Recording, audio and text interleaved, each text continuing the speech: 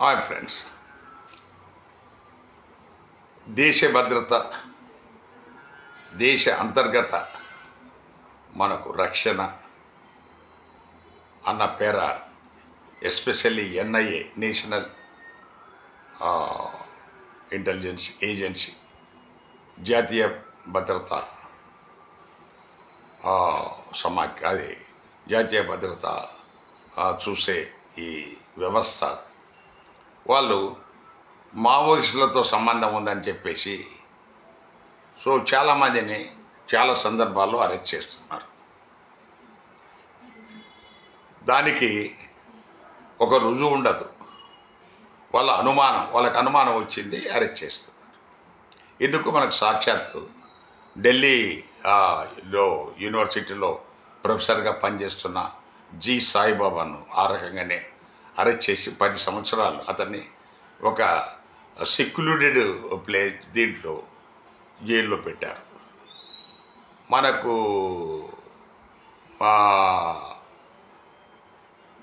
High court, Nagpur high court bench అతన్ని నిర్దోషి అన్నా కూడా దాన్ని స్వీకరించకుండా మరలా అప్పీల్ చేసి ఆ రకంగా అతన్ని 10 సంవత్సరాలు ఆల్రెడీ 90% ఫిజికల్లీ హ్యాండిక్యాప్డ్, కంప్లీట్గా ఇమ్మొబిలైజ్డ్ పర్సన్, అంత సుదీర్ఘకాలం అతన్ని జైల్లో పెట్టడంతో తర్వాత మనకు అతను బయటకు వచ్చిన కొద్ది కాలంలోనే చనిపోవటం జరిగింది.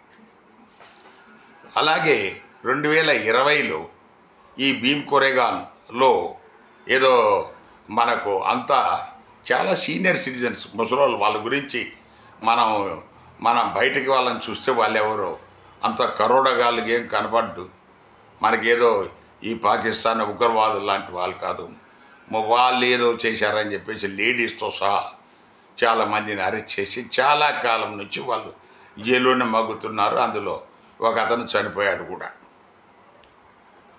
ఈ వీడియోలో మనం చెప్పదలుచుకున్నది ఏంటంటే ఎన్ఐ దేశ భద్రత పేర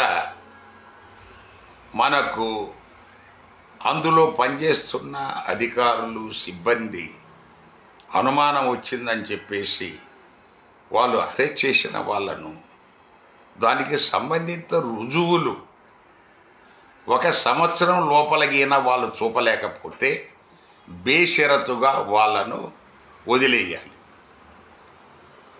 కోర్టులు కూడా వాళ్ళకి అలాగే రిమాండ్ వేసుకుంటూ పోతున్నారు.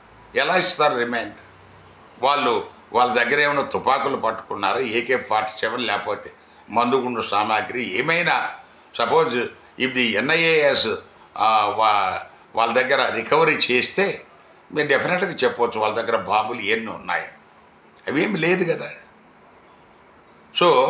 ఈ రకంగా ఇష్టారాజ్యంగా జనాలను భయపెట్టి జైళ్ళల్లో పెట్టి సుదీర్ఘకాలం వాళ్ళను జైల్లోనే ఉంచి వాళ్ళు చాలామంది నిర్వీర్యమై చనిపోతున్నారు. దీనికి ఎవరు బాధ్యులు? దీనికి ప్రభుత్వ బాధ్యత ఎంత? ఇందులో మానవ హక్కులు ఉల్లంఘన కాదా?